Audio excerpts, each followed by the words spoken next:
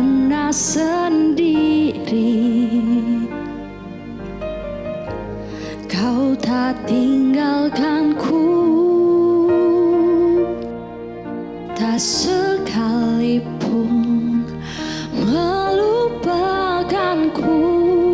Kau menuntun langkahku. Ku tak pernah sendiri. Kau tak tinggalkanku. Ku tak akan pernah menyerah sampai ku lihat kau bekerja. Ku percaya mukjizat kan nyata. Ku takkan berhenti percaya.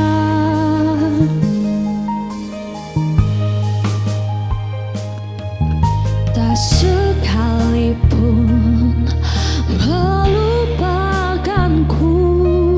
Kau menuntun langkahku. Ku tak pernah sendiri. Kau tak tinggalkanku. Ku tak akan pernah menyerah sampai ku lihat kau bekerja. Ku percaya mukjizat kan nyata. Ku tak akan berhenti percaya.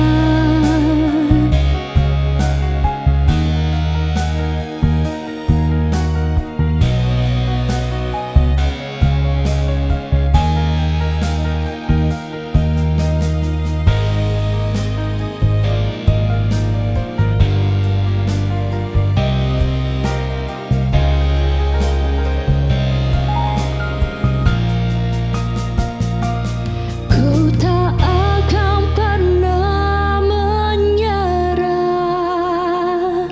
sampai ku lihat kau bekerja. Ku percaya mukjizat kan nyata. Ku takkan berhenti percaya.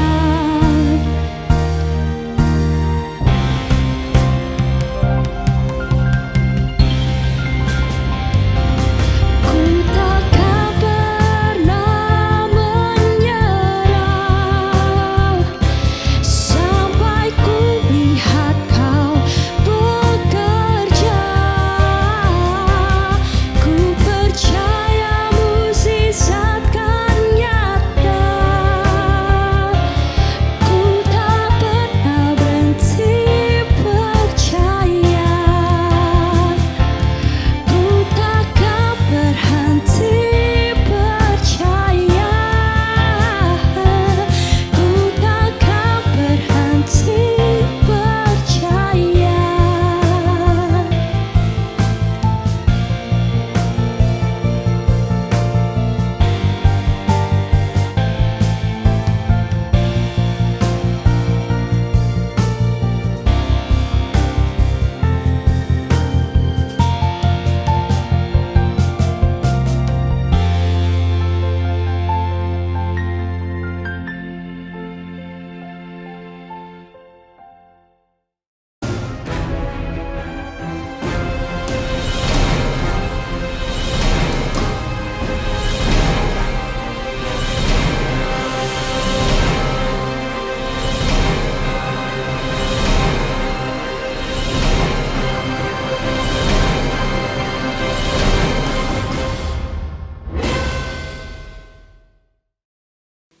Tuhan, terima kasih untuk kesempatan saat ini yang boleh kami terima. Kami siap memuji Engkau Tuhan. Haleluya. Amin. Mari siap jemaat dimanapun Anda berada saat ini. Kita bangkit berdiri, kita akan memberikan pujian untuk Dia. pujian yang terbaik dari setiap kita saat ini.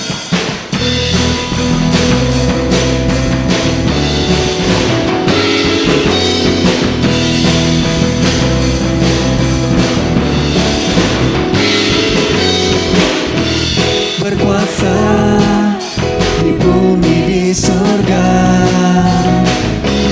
bertata dalam kemuliaan.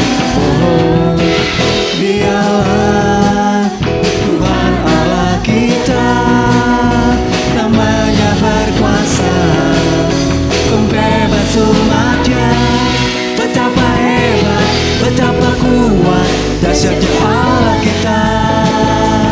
Dia berjaya atas semua perbuatannya. Betapa hebat, betapa kuat, dahsyatnya Allah kita. Dia bernama Yesus, Raja segala raja, Tuhan Allah kita.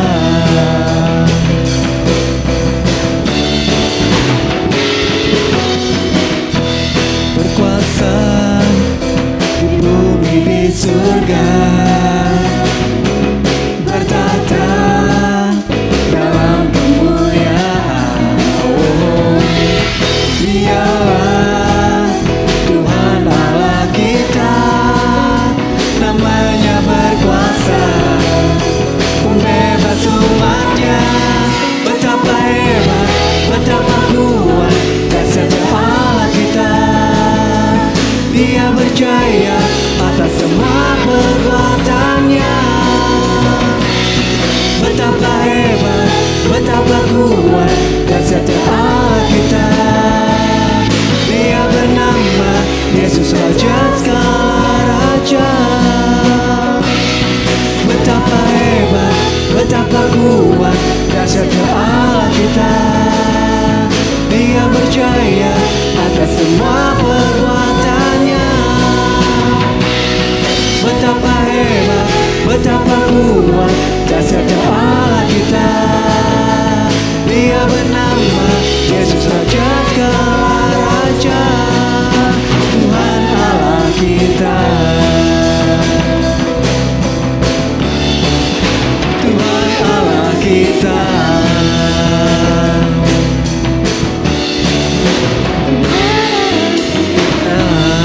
Amin. Yes. Mari kita memuji Dia lebih lagi.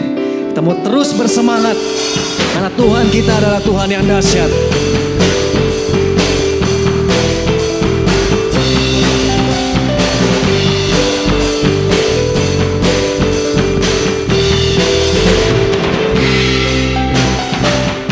Haleluya, ku memuji-Mu Tuhan, karena kasih-Mu tak berkesudahan. Biar yang bernafas memuji Sang Raja, di atas gunung dan di dalam samudra. Tanganku kuangkat padamu, bersyukuri rahmat yang Kau beri. Kakiku melompat bagimu, sebab rahmat-Mu baru setiap pagi. Amin. Bersyukurlah kepada Tuhan, sebab Dia baik, sebab Dia baik. Bawasannya untuk selamanya, kasih setianya, kasih setianya. Na na na na na na na na na na na na na na. Haleluya, ku memuji-Mu Tuhan, karena kasih-Mu tak berkesudahan. Biar yang bernafas memuji Sang Raja, di atas gunung dan di dalam samudra. Tanganku kuangkat padamu, bersyukuri rahmat yang Kau beri. Kakiku melompat bagimu, sebab rahmat-Mu baru setiap pagi. Sama-sama bersyukurlah kepada Tuhan, sebab Dia baik, sebab Dia baik. Bawasannya untuk selamanya, kasih setianya, kasih setianya. Bersyukurlah kepada Tuhan,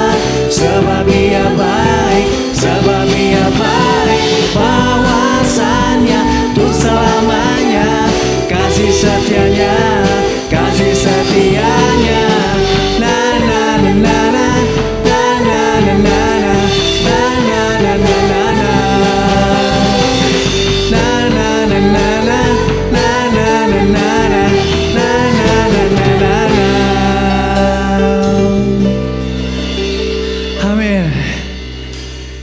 Ya Tuhan. Thank you God.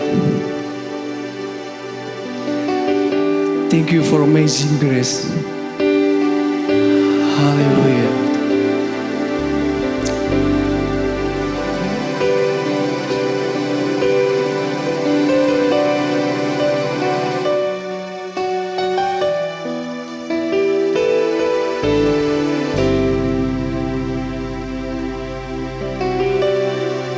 Kuasamu terlebih besar, Tuhanku terlebih besar. Tak pernah terlambat janji-Mu ya Tuhan, menolong hidupku. Kuasamu terlebih besar, Tuhanku terlebih besar. Tak pernah terlambat janji-Mu ya Tuhan, pulihkan hidupku.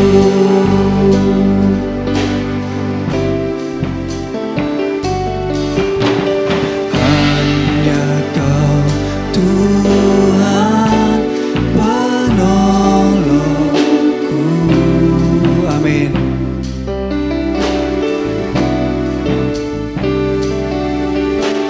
Yang selalu setia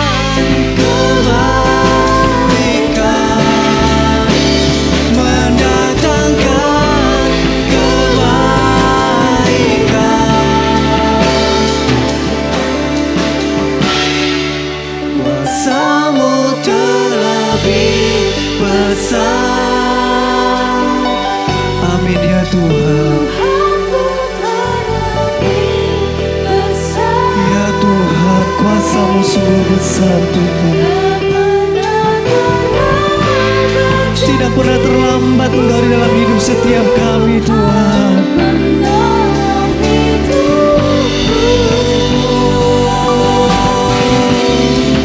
Kuasa-Mu terlebih besar.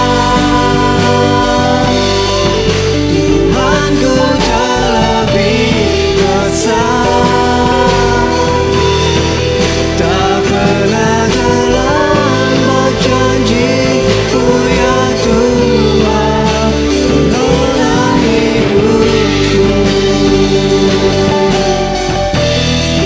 Tak pernah terlambat janji-Mu ya Tuhan. Pulihkan hidupku.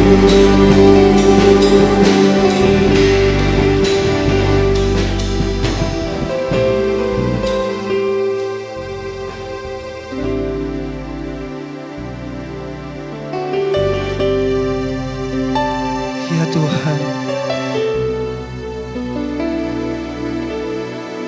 tidak ada kata karena terlambat Tuhan. Kau menolong hidup setiap kami Tuhan.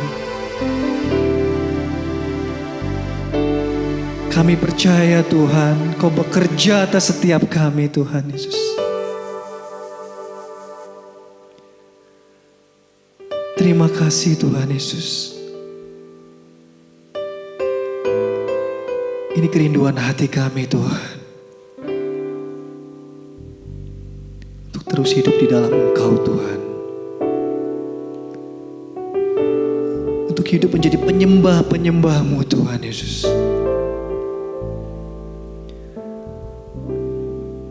Terima kasih Roh Kudus.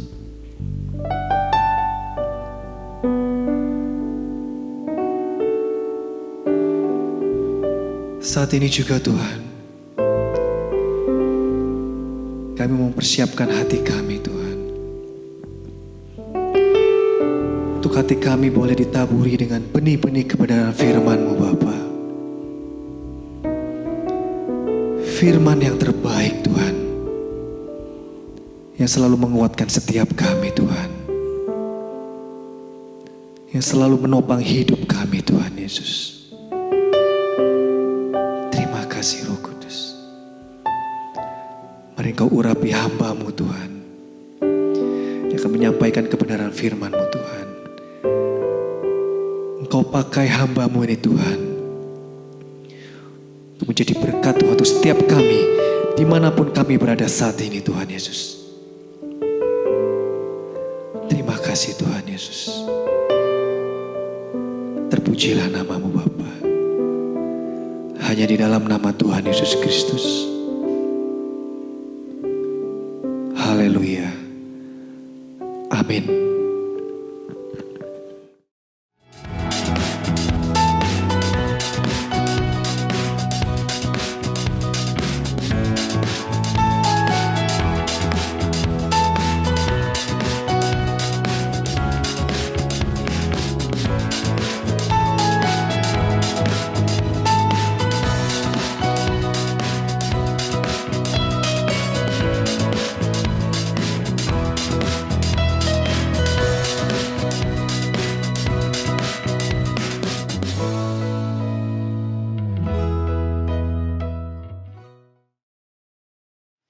Shalom Bapak Ibu yang dikasihi oleh Tuhan Yesus Kristus dimanapun Anda berada.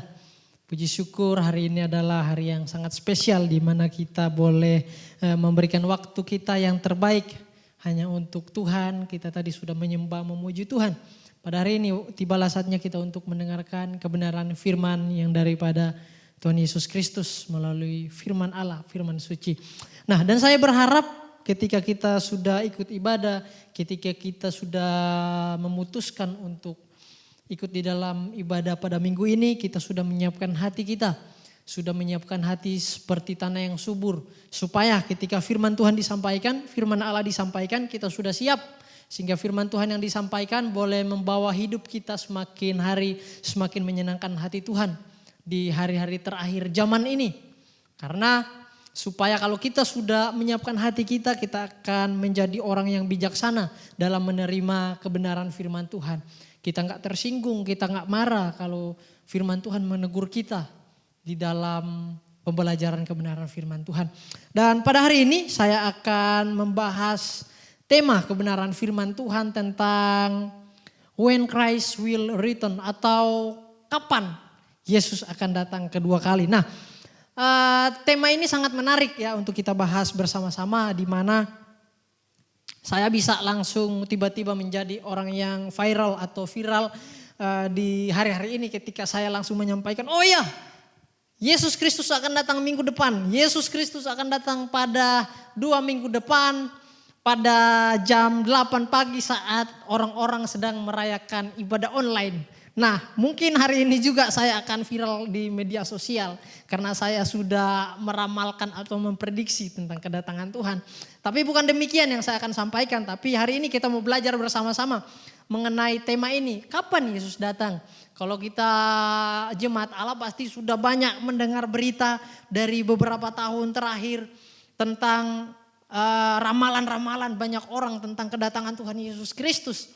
Dan yang paling menarik yang saya ingat sekali ketika ada ramalan yang berkata, wah tahun 2012 pada tanggal 12 bulan 12 Tuhan Yesus akan datang kedua kali. Menarik ya, mereka ambil dari angka-angka yang bersamaan sebagai hari atau waktu kedatangan Tuhan Yesus Kristus. Nah, atau pada akhirnya kita juga masih mencapai, kita hidup sampai pada hari ini di tahun 2021, berarti memang ramalan itu meleset ya Bapak Ibu yang dikasihi oleh Tuhan Yesus Kristus. Oleh karena itu mari saja, dan saya secara pribadi sebagai hamba Allah mengingatkan dan memberitahukan kepada setiap kita bahwa nggak ada yang tahu tentang waktu kapan Tuhan akan datang ke dunia ini. Karena itu cuman menjadi rahasia Allah. Rahasia kerajaan sorga tentang kedatangannya ke dunia ini. Gak ada satupun orang di dunia yang bisa tahu kapan waktu spesifiknya dia datang ke dunia ini.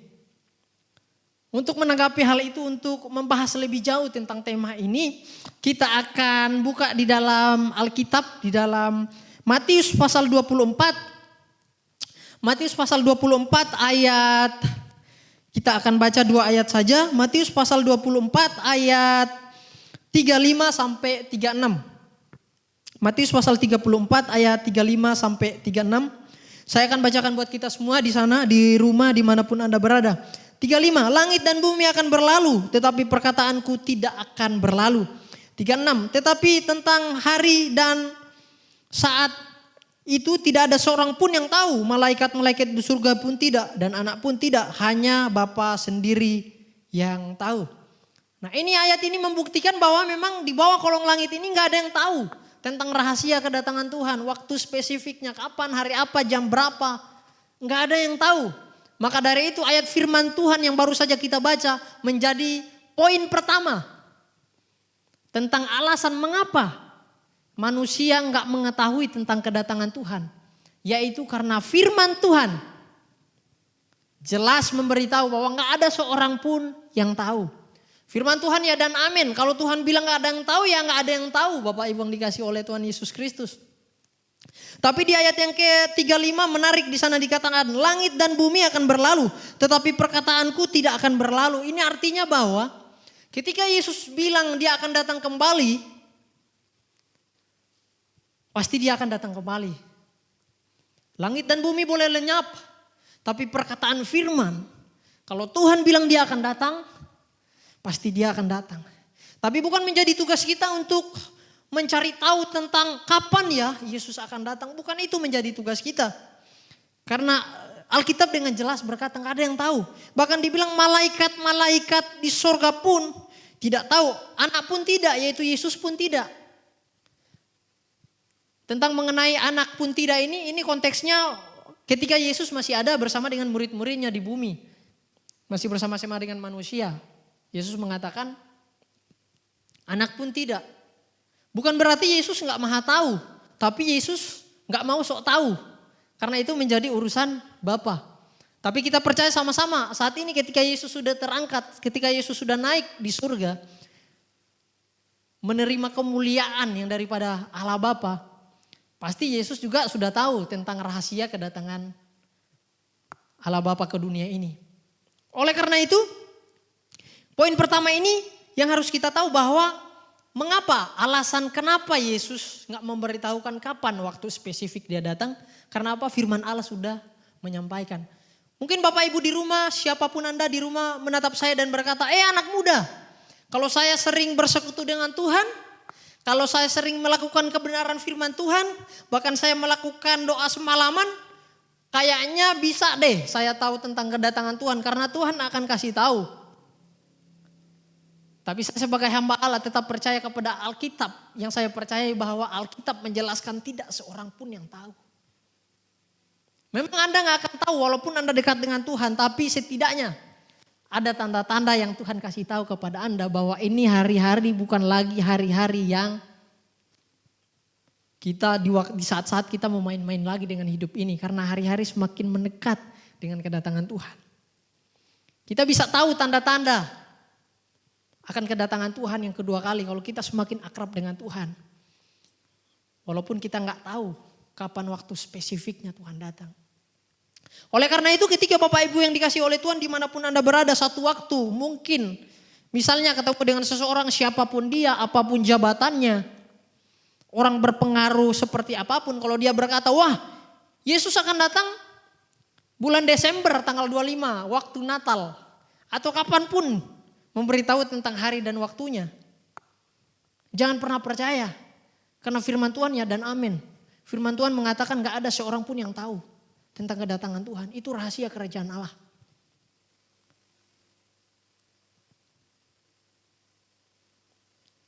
Dia gak akan kasih tahu kepada setiap kita.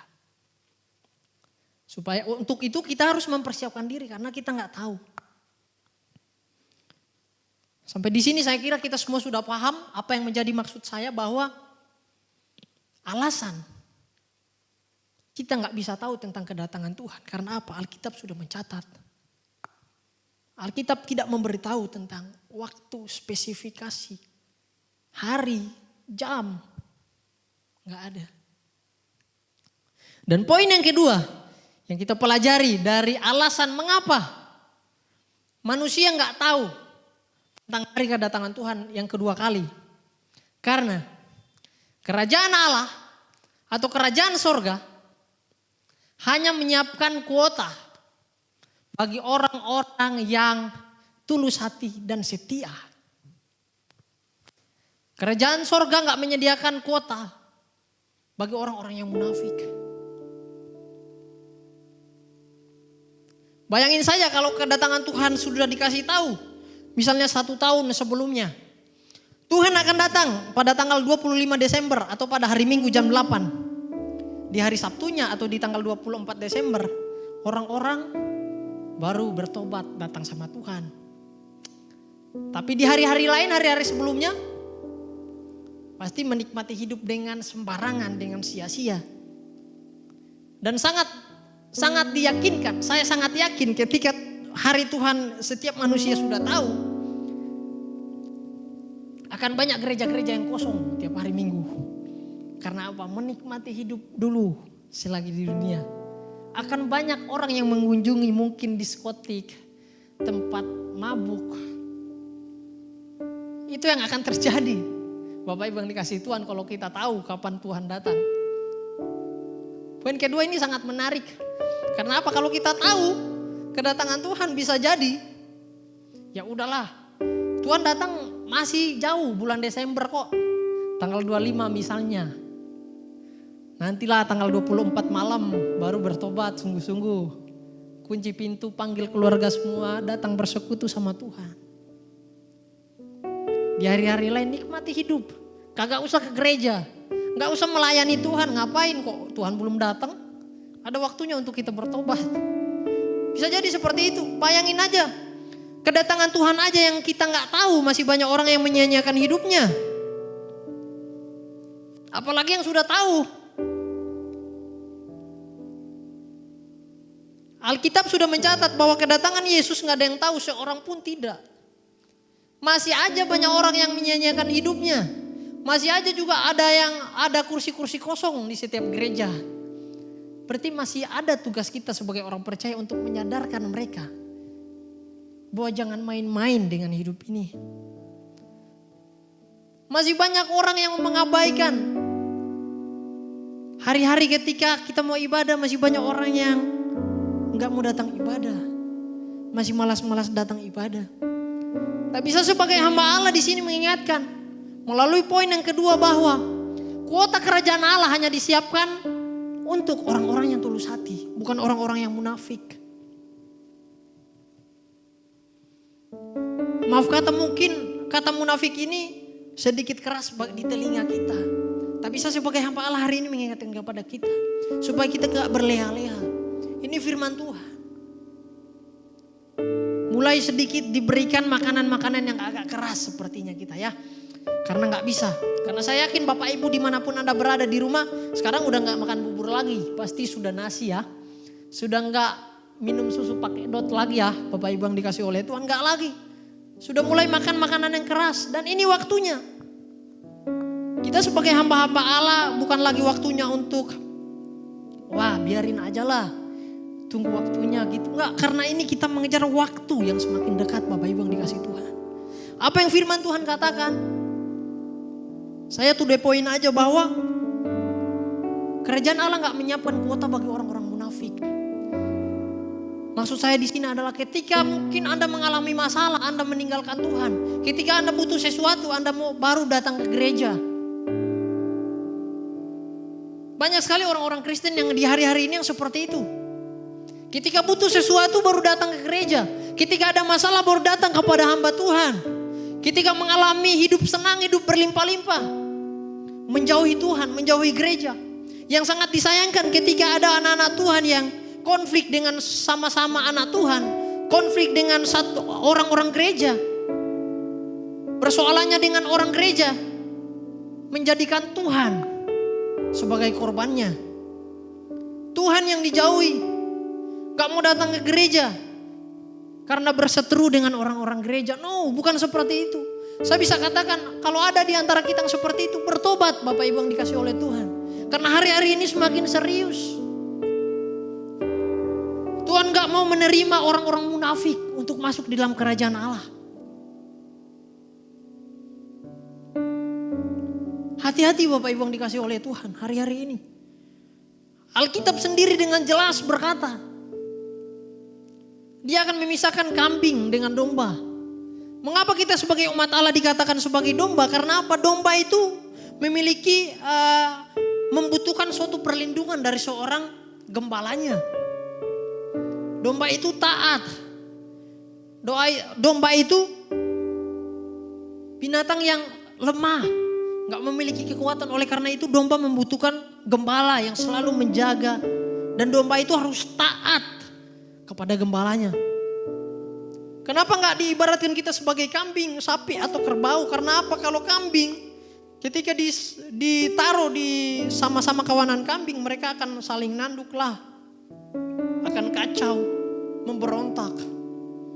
Sadarilah diri kita. Saya mau ajak kepada setiap kita di hari-hari terakhir ini, mari kita semakin taat kepada gembala, terkhusus kepada gembala agung kita yaitu Yesus Kristus. Kita setia, tidak memberontak.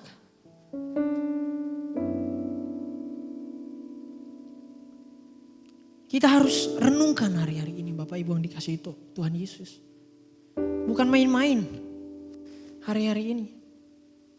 Mungkin hari-hari ini Bapak Ibu saudara-saudari dimanapun Anda berada masih suka ngambekan di dalam pelayanan, di dalam hidup mengiring Kristus.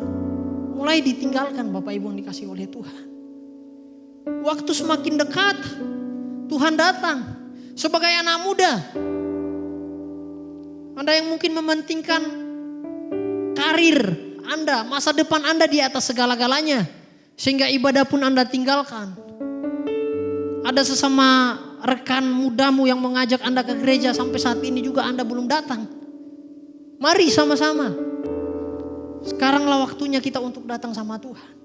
Bukan berarti saya berkata bahwa nggak boleh kita memikirkan masa depan. Boleh. Di dalam penantian kita tentang kedatangan Tuhan, kita juga nggak boleh, nggak ada yang dilakukan. Kita juga nggak cuman hanya di rumah aja, wah Tuhan sudah mendekat. Seorang itu hamba Tuhan muda berkata bahwa Tuhan sudah mendekat, oleh karena itu kita mengurung diri di kamar. Baca Alkitab 1 hari dari Kejadian sampai Wahyu. Gak ada melakukan apa-apa. Bukan seperti itu maksud saya Bapak Ibu yang dikasih Tuhan. Tapi dimanapun kita berada. Siapapun status kita, mungkin sebagai pelajar, sebagai seorang pekerja, sebagai seorang pelayan Tuhan. Hati kita selalu menyembah Tuhan. Prioritas kita hanya untuk Tuhan. Mari kita sama-sama datang sama Tuhan. Amin. Bapak Ibu yang dikasih oleh Tuhan Yesus Kristus. Saya harap kita mengerti sampai di sini kebenaran firman Tuhan. Saya menyampaikan hal ini, mungkin Bapak Ibu saudara sekalian di rumah berkata, anak muda, kok siapa mengatakan Tuhan gak menyediakan kota untuk orang-orang munafik? Iya, karena Tuhan mau orang yang tulus hati yang masuk di dalam kerajaan Allah. Bukan orang-orang yang munafik.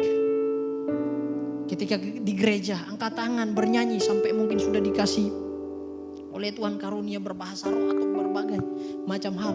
Tapi ketika pulang dari gereja, Anda bukan menjadi berkat, tapi membawa malapetaka bagi orang-orang di sekeliling Anda.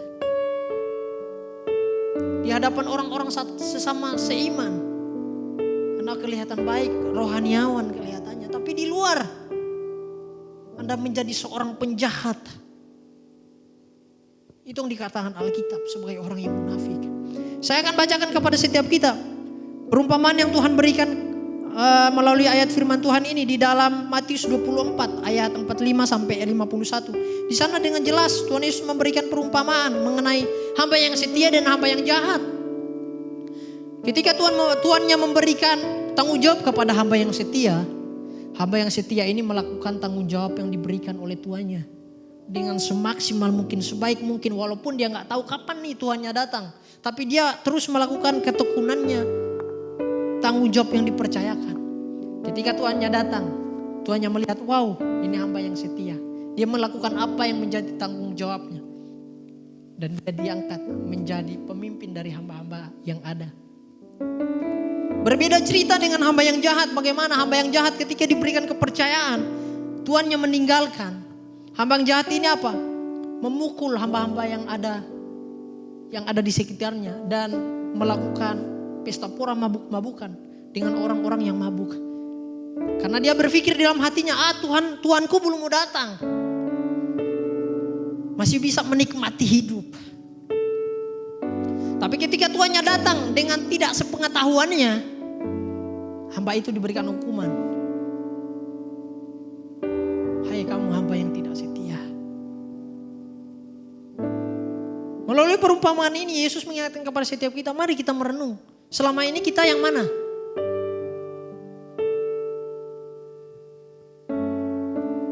Kita nanti dilihat orang baru berbuat baik, kita nanti dilihat orang baru mau melayani sungguh-sungguh. Atau gimana Bapak Ibu yang dikasihi oleh Tuhan? Saya sebagai anak muda sangat minim pelayanan sangat minim tentang menjalani kehidupan. Mungkin Bapak Ibu, saudara-saudari di rumah dimanapun berada lebih berpengalaman. Tapi sebagai hamba Allah, firman Tuhan yang saya renungkan, saya mau bagikan kepada setiap kita. Saya bukan menyampaikan pengalaman, tapi saya menyampaikan firman Allah. Jangan main-main dengan hidup ini Bapak Ibu yang dikasihi Tuhan. Makanya di dalam Alkitab berkata, bangunlah dan sadarlah. Sebab hari ini adalah hari sudah mulai siang. Bahkan hari sudah siang Bapak Ibu yang dikasihi Tuhan. Jangan kita terlena dengan kedinginan keheningan malam. Sehingga kita lupa bahwa ini sudah saatnya kita untuk bangun dari tidur kita.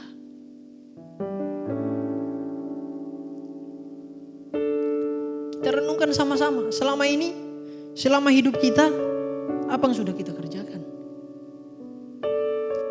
Tema kebenaran firman Tuhan pada minggu ini mengenai tentang kapan Yesus datang ke dunia ini. Mengingatkan kepada setiap kita bahwa yang harus kita pikirkan hari-hari ini bukan memikirkan tentang kapan ya Tuhan datang. 1 tahun lagi kah atau kapan? Bukan urusan kita Bapak Ibu yang dikasihi Tuhan. Yang menjadi urusan kita adalah semakin memperbaiki hidup kita. Di dalam firman Tuhan berkata, berjaga-jagalah. Supaya ketika Tuhan datang dia dapati kita tetap terus setia. Berbahagia bagi setiap kita walaupun memang kita nggak tahu. Alkitab nggak mencatat dan manusia kita nggak tahu kapan hari Tuhan akan tiba. Kita nggak tahu tentang kapan waktu Tuhan akan datang kedua kali. Tapi berita sukacita yang sangat baik buat setiap kita sebagai orang percaya. Kita akan tahu mengenal tanda-tanda kedatangan Tuhan. Ya, Alkitab sendiri mencatat tanda-tanda kedatangan Tuhan. Di ayat-ayat sebelumnya di sana dibilang kasih menjadi dingin, kesukaran di mana-mana, peperangan bangsa melawan bangsa, gempa bumi dan sebagainya. Itu tanda-tanda kalau kita lihat, kalau kita bergaul karib, bergaul akrab dengan firman Tuhan, kita akan diberikan hikmat untuk bisa mengenal tanda-tanda. Oh ya, benar. Sebentar lagi Tuhan akan datang. Kita diberikan hikmat oleh Tuhan untuk mengerti, untuk memahami firman Tuhan. Melihat tanda-tanda zaman. Bahwa memang hari-hari ini bukanlah hari-hari yang kita bisa gunakan untuk berfoya-foya. Bukan.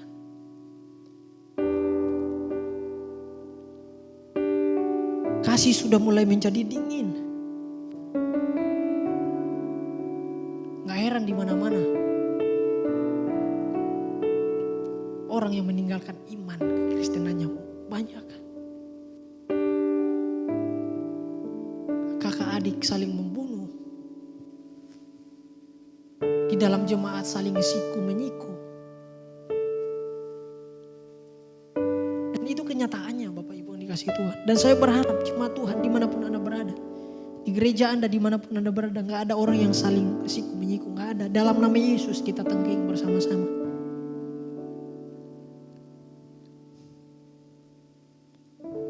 Memang kita gak tahu kapan Yesus datang ke dunia ini. Untuk yang kedua kalinya. Kita gak akan tahu kapan hujan turun. Jam berapa hujan turun. Mau jam 3 sore atau jam 7 malam. Atau jam 6 pagi. Kita gak akan tahu. Hujan ini mau turun jam berapa ya. Kita gak akan tahu. Tapi kita bisa lihat. Dari situasi yang ada tanda-tanda hujan turunnya itu apa? Mendung. Ada kilat, sambar menyambar. Wah ini kayaknya bentar lagi mau hujan. Tapi kita gak tahu jam berapa turunnya. Seperti itu tentang kedatangan Tuhan. Kita bisa tahu tanda-tandanya. Ini sudah mulai mendung. Kayaknya mau hujan. Di dalam firman Tuhan juga yang tadi kita baca di ayat sebelumnya. Matius pasal 24 ayat 32 saya akan bacakan. Tariklah pelajaran dari perumpamaan tentang pohon ara.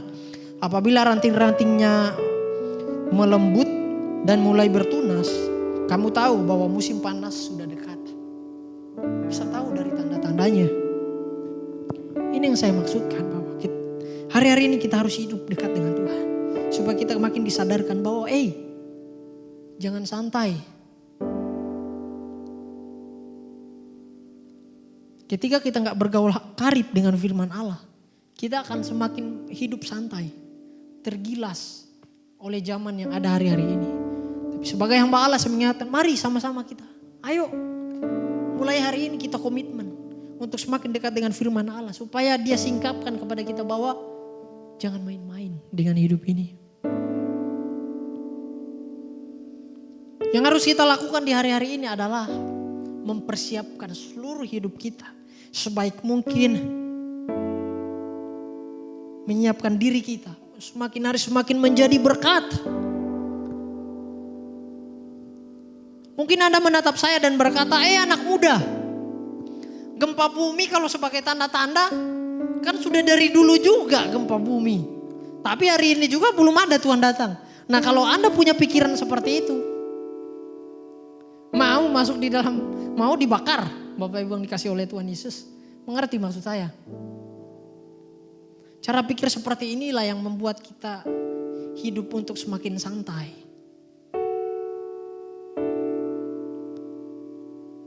Mari kita mempersiapkan diri kita.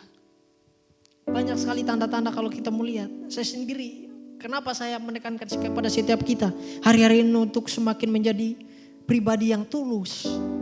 Bukan menjadi pribadi yang orang Kristen yang munafik. Bukan menjadi orang Kristen yang ada maunya aja baru datang sama Tuhan, enggak. Karena saya secara pribadi merenungkan firman Tuhan ini. Takut Bapak Ibu yang dikasihi Tuhan.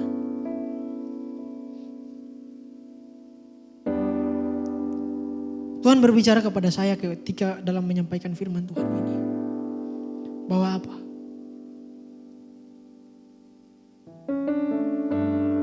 Kuota kerajaan surga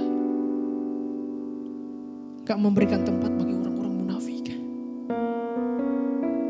Oleh karena itu saya sampaikan kepada setiap kita pada hari ini. Apa yang saya dapatkan, apa yang Tuhan bilang melalui firman Tuhan kepada saya. Saya mau share. Karena saya mau Bapak Ibu Saudara-saudari dimanapun Anda berada yang ada di rumah. Boleh mengalami perjumpaan dengan Tuhan. Allah yang Maha Kudus bertatap muka. Bertemu muka dengan muka yang dikasih oleh Tuhan. Ketika Tuhan datang, Tuhan tidak mendapati kita sedang ada di dalam kejahatan kita. Tapi sedang kita mengerjakan keselamatan yang Tuhan berikan kepada setiap kita. Mari persiapkan diri kita. Di hari-hari yang semakin dekat ini. Menjadi pertanyaan penting untuk kita renungkan hari-hari ini. Selama kita hidup, apa yang sudah saya lakukan? Selama saya hidup beribadah kepada Tuhan, sudahkah saya memberi dampak bagi orang-orang yang ada di sekitar saya? Karena pesan Tuhan ketika dia naik ke surga, jadikanlah segala bangsa muridku. Artinya kita diberikan misi yang besar oleh Tuhan. Untuk hidup menjadi berkat, membawa banyak jiwa untuk mempermuliakan nama Tuhan. So pertanyaan yang perlu kita renungkan bersama-sama hari ini yaitu, apa yang sudah saya lakukan selama di dunia ini? Supaya ketika Tuhan datang ke dunia ini, ketika dia tanya, apa yang sudah Anda lakukan? Saya bisa siap dan tersenyum mengatakan, sudah banyak hal yang saya lakukan. Membawa harum nama-Mu Tuhan. Dan Tuhan senang mendengar itu. Kalau Anda yang belum, hari ini mulai langkah kecil untuk melakukan hal-hal yang menyenangkan hati Tuhan. Prioritas hidup kita bukan untuk kepentingan diri kita sendiri. Karena di hari-hari ini banyak orang yang mementingkan kepentingan diri sendiri. Karena apa? Faktor yang mendorong karena sulitnya perekonomian, sulitnya situasi saat-saat ini yang kita lihat, membuat banyak orang mementingkan diri sendiri. Aduh, gak ada waktu lagi untuk mementingkan orang lain. Gak ada waktu lagi untuk menolong orang lain. Gak ada waktu untuk mendoakan orang lain. Saya saja mengalami kesusahan. Yang penting untuk saya sendirilah. Semua saya lakukan untuk saya dan untuk saya. Saya mengingatkan kepada setiap kita. Di masa-masa penantian, mari kita renungkan. Mari kita saling berbagi. Mari kita saling menjadi berkat dimanapun Anda berada. Supaya ketika Tuhan datang, kita dapat menerima mahkota kehidupan. Kita renungkan bersama-sama. Kalau tahun lalu mungkin level iman saya baru menginjak kepada level 5. Bulan kemarin level iman saya baru level 4. Harusnya di tahun ini semakin meningkat Bapak Ibu yang dikasih oleh Tuhan Yesus Kristus. Kalau Tuhan terangkat ke surga, Tuhan naik ke surga, kita kenal dengan istilah bahwa Tuhan naik ke surga menyediakan tempat bagi kita. Dicatat di dalam Yohanes. Tuhan naik ke surga menyediakan tempat yang mulia, tempat yang terindah bagi kita. Pertanyaan bagi kita, sudahkah kita menyiapkan hati kita? Menyiapkan tempat di dalam hati kita, di hidup kita untuk Yesus? pertanyaan yang harus kita renungkan di hari-hari ini. Tuhan naik ke surga, menyediakan tempat yang paling indah, paling mulia untuk kita sebagai orang-orang yang dikasihinya. Lalu, sudahkah Anda, sudahkah saya menyiapkan tempat paling baik di dalam hidupku untuk Yesus?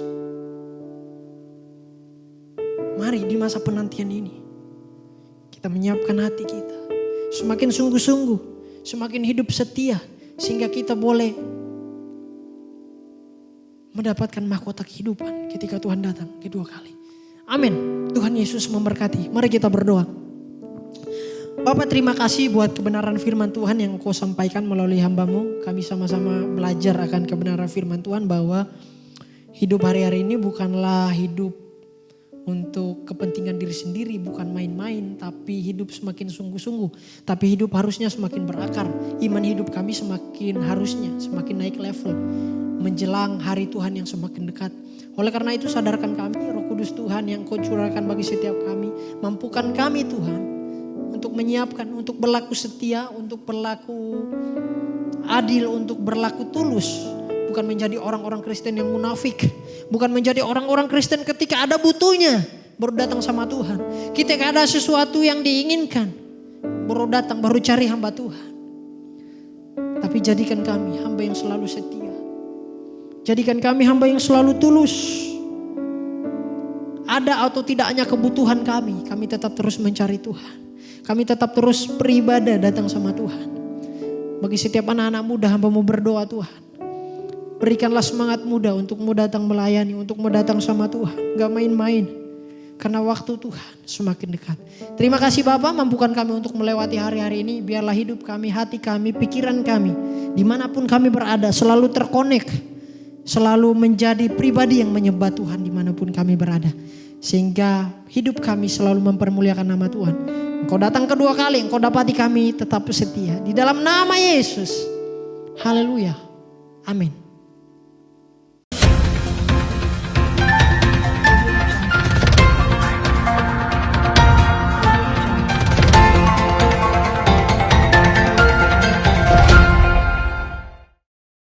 Shalom, saya yakin kita semua telah diberkati oleh firman Tuhan yang baru saja disampaikan oleh Enos Kurniawan Lasiki tentang When Christ Will Return, kapan Yesus akan datang kembali.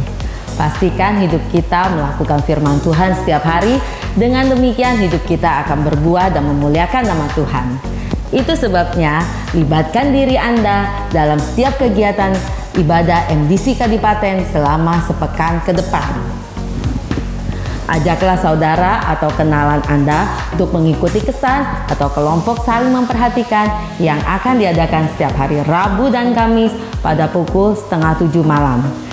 Kesan dapat diikuti secara online melalui aplikasi Zoom Meeting atau onsite di tempat yang telah ditentukan oleh masing-masing kesan dengan tetap mengikuti protokol kesehatan. Bergabunglah dalam doa bersama melalui aplikasi Zoom Meeting pada hari Jumat 28 Mei 2021 pada pukul 6:30 malam. Selain itu, kesan image dapat diikuti secara onsite di Graha MDC Kadipaten lantai 2 setiap Sabtu pukul 5 sore. Disiplinkan diri Anda dan keluarga untuk hidup beribadah kepada Tuhan setiap waktu. Mari bergabung dan ikutilah kebaktian umum MDC Kadipaten pada hari Minggu 30 Mei 2021 yang akan diadakan secara online pada pukul 8 pagi melalui MDC Kadipaten YouTube channel, dan pada sore harinya yaitu pukul 5 sore ibadah akan disiarkan secara online melalui page Facebook online service MDC Kadipaten live streaming. Pada jam yang sama yaitu pukul 5 sore akan diadakan ibadah anak melalui Zoom Meeting. Dalam upaya pencegahan dan pemutusan mata rantai penularan COVID-19, Anda perlu menjaga kesehatan Anda dengan 5M. Mencuci tangan, memakai masker, menjaga jarak, menjauhi kerumunan, serta membatasi mobilisasi dan interaksi. Bagi setiap jemaat yang belum mengikuti DK atau Dasar Kekristenan, segera daftarkan diri Anda melalui link pendaftaran yang tertera di dalam slide atau dengan menghubungi 0813 22 49 30 77. Kelas pemuridan dasar kekristenan akan dimulai pada hari Minggu 30 Mei 2021 pada pukul 10:30 siang. Pendaftaran dasar kekristenan akan ditutup pada hari Jumat 28 Mei 2021.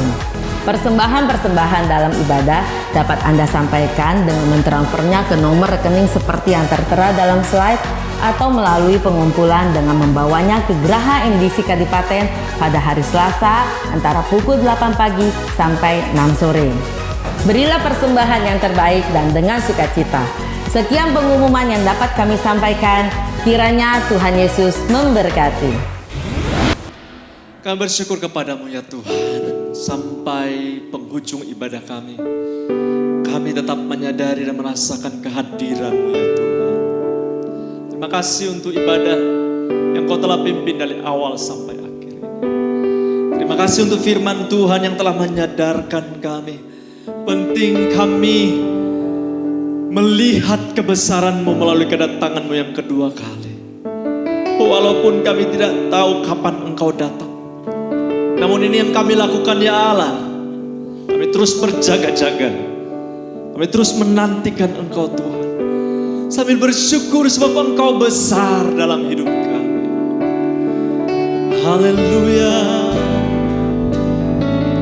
Sebab Kau besar, perbuatan-Mu ajaib, tiada seperti Engkau,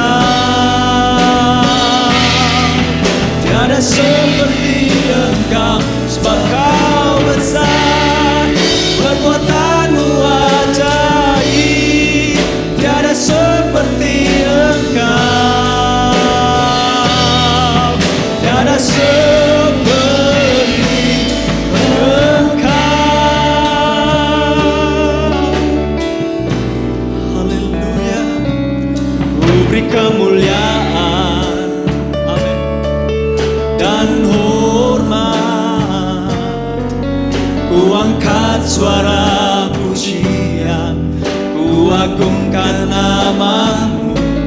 Ku beri kemuliaan dan hormat.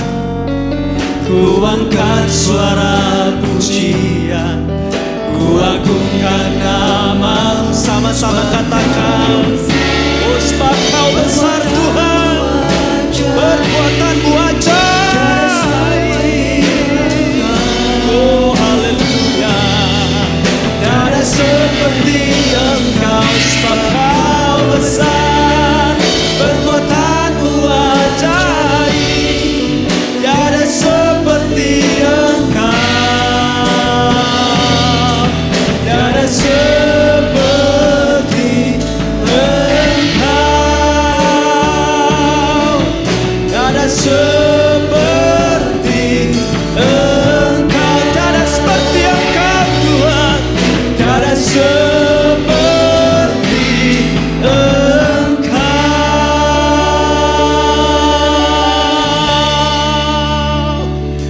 Haleluya Tuhan. Ini pengakuan kami, tidak ada Allah yang sama seperti Jemaat Tuhan. Dia Tuhan, Dia Raja di atas segala raja. Lihat Tuhan-Mu besar. Dia berjanji akan datang kembali. Walaupun itu seolah-olah berlambat-lambat, tapi karena kasih-Nya yang besar atas hidup kita, masih ada kesempatan untuk terus hidup di dalam ketekunan, melakukan kebenaran firman Tuhan, sambil setia berjaga-jaga sampai Dia datang kembali. Engkau tetap setia di hadapan Tuhan. Itu sebabnya pegang janji Tuhan. Dia ada bersama-sama dengan kita. Itu sebabnya arahkan hatimu kepada Dia. Haleluya Tuhan. Jemaat yang dikasihi Tuhan, terimalah berkat dari Allah Bapa, cinta kasih dari Tuhan kita Yesus Kristus, persekutuan, pertolongan, penghiburan yang sejati datangnya dari Roh Kudus menyertai engkau mulai saat ini sampai Tuhan datang kembali. bertemu di udara bersama-sama dengan Dia. Di dalam nama Tuhan Yesus, sama-sama dengan iman, kita terima berkat Tuhan ini, katakan amin.